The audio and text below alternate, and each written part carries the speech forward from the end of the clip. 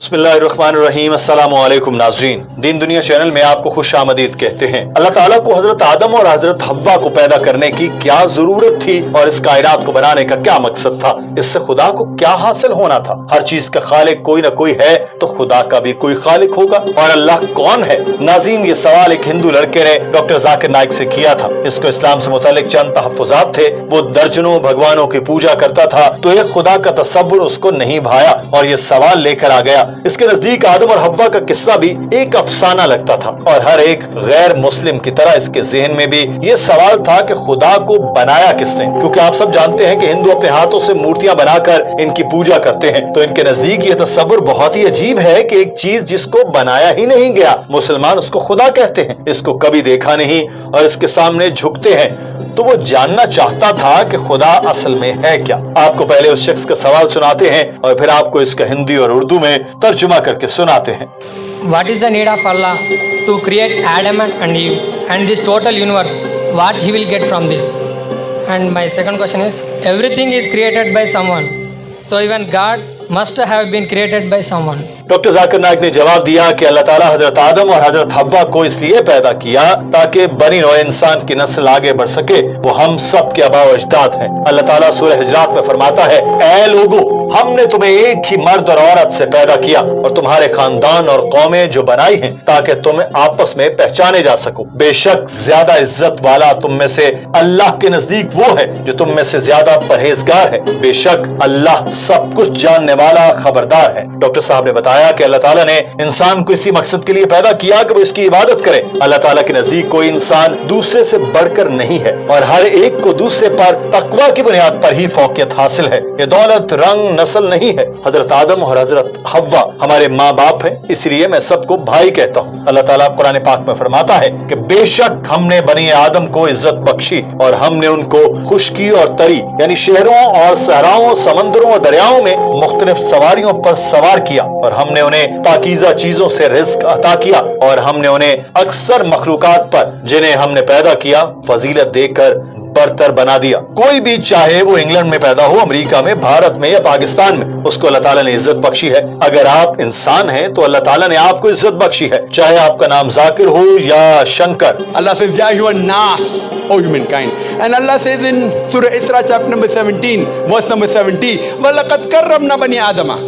Almighty God has honored all the children of Adam, whether they are born in India, USA, UK, born in a Hindu family or a Muslim family or a Christian family. Allah says He has honored all the Bani Adam. If you are a human being, Allah has honored you.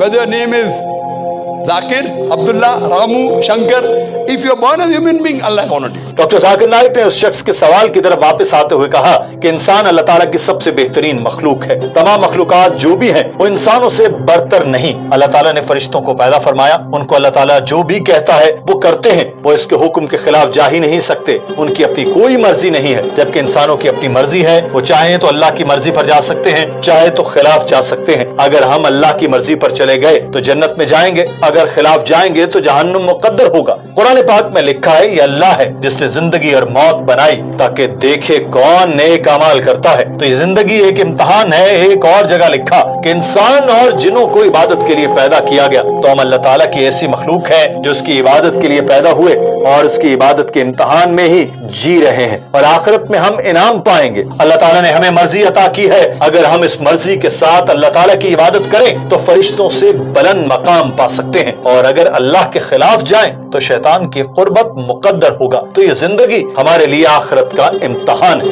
All the other things, the stars, the trees, the mountains, the Quran says they do sajda to Allah subhanahu wa ta'ala, they prostrate to Him, they obey Him. We have a free will. Now when Allah has given a free will, with the free will if we obey Him, we become higher than the angels. With the free will if we disobey Him, we become the partners of the devil.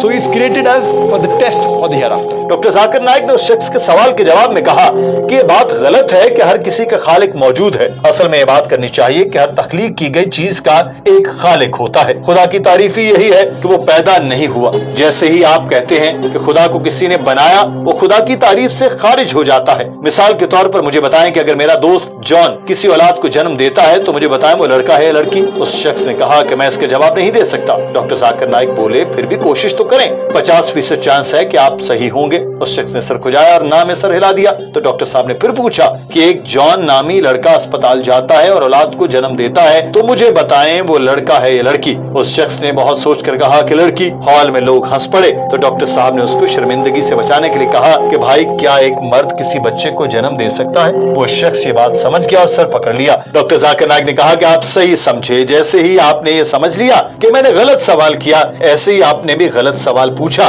जब खुदा की तारीफ ही यही है कि उसको पैदा नहीं किया जा सकता, तो आपका सवाल कि इसको किसने पैदा किया, ये वैसे ही गलत है। My friend John, he was admitted in the hospital. He gave birth to a child. Can you guess, was it a girl or a boy? I'll give you two chances. Was it a girl or a boy? Try it out. Girl. Brother, can a man give birth to a child? There you made a mistake. Same way you made a mistake by asking who created God. A man cannot give birth to a child. So where's the question of it being girl or a boy? See, now you understood.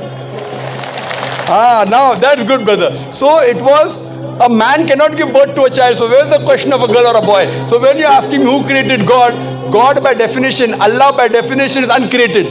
Doctor Zakir Naik ने कहा कि आपने पूछा कि अल्लाह कौन है, तो मैं आपको इसका जवाब सूरह इखलास से देता हूं, जिसका मतलब है कि कह दो वो अल्लाह एक है, अल्लाह बेनियाज है, ना इसकी कोई औलाद है और ना वो किसी की औलाद है, और इसके बराबर का कोई नहीं है। डॉक्टर जाकिर नाइक ने कहा कि अगर कोई भी कहता है कि फला खुदा है और अगर वो इन 4 लाइनों पर पूरा नहीं उतरता, तो जान लें वो खुदा नहीं है। ये खुदा की सबसे जामे तारीफ है। अगर आप हिंदू सहीफे देखें तो वहां भी यही लिखा है कि खुदा एक है, उसकी कोई शबी नहीं, मैं लाफानी हूँ और सबसे पहला और आखिरी हूँ, मेरा कोई माँ बाप नहीं, मेरी कोई परतमा नहीं। तो अगर कोई भी आपसे पूछे कि खुदा की तारीफ क्या है, तो ये 4 लाइनें बता दे। डॉक्टर साहब ने बताया कि कुछ हिंदू कहते हैं कि भगवान रजनीश खुदा है, तो इसको अगर सूरह इखलास के मयाज से देखे तो पहली आयत है खुदा एक है, तो रजनीश तो अकेला नहीं, इस जैसे कई हैं जिन्होंने खुदा होने का दावा किया, और भारत में तो हजारों हैं। दूसरी आयत है अल्लाह बेनियाज है, रजनीश बेनियाज नहीं था, उसको बीमारियां थी, तो सोचे क्या खुदा को बीमारियां हो सकती हैं? फिर है कि अल्लाह लाफानी है, मगर रजनीश तो लाफानी नहीं, वो तो मर गया था।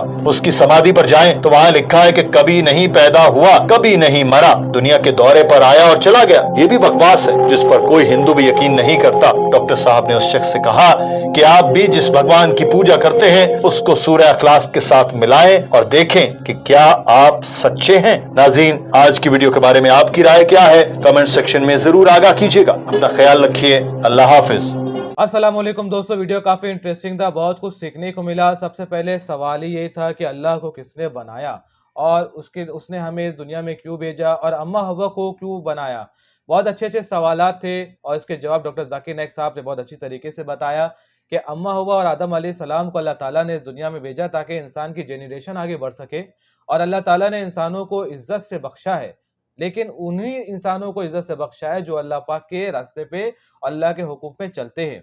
और ये भी बताया कि अल्लाह ताला को किसी ने पैदा ही नहीं किया और ना ही उन्होंने किसी को पैदा किया, मतलब ना ही उनके माँ बाप है, ना भाई बहन, ना बच्चे, कुछ नहीं है। अल्लाह वाहिद एक है। और इन्होंने सूरह इखलास से बताया है कि उसमें अल्लाह ताला ने अपने बारे में बताया, इन 4 लाइनों में अल्लाह की डेफिनेशन है उसमें, और वो ये बयान करती है कि कहो कि अल्लाह एक है, वो सबसे बेनियाज है, ना ही किसी ने उसको जना है, ना ही उसने किसी को जना है, और वो सबसे बेहतरीन है, मतलब उसके अलावा कोई है ही नहीं और कोई और माबूद है ही नहीं।